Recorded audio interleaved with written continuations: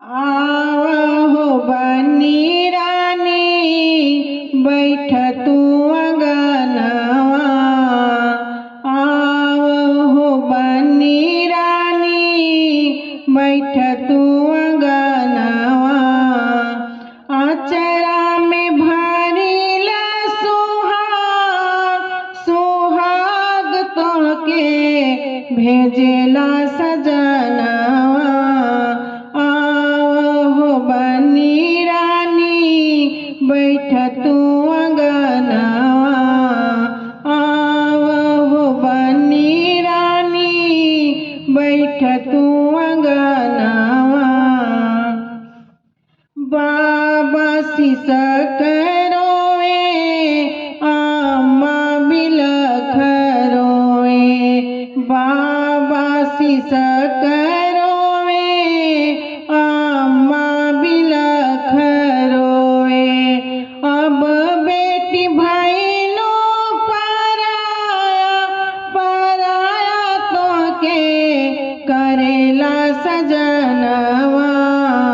आवहो बनी रानी बैठ तू अंगनवा।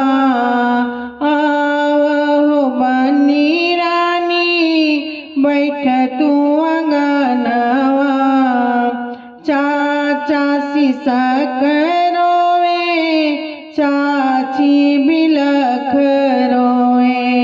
चाचा सिसक रोए चाची बिलख रोए। अब बेटी भइलो पराया पराया तोहके करेला सजनवा। आवहो बनी रानी बैठ तू अंगनवा। आवहो बनी रानी बैठ तू अंगनवा।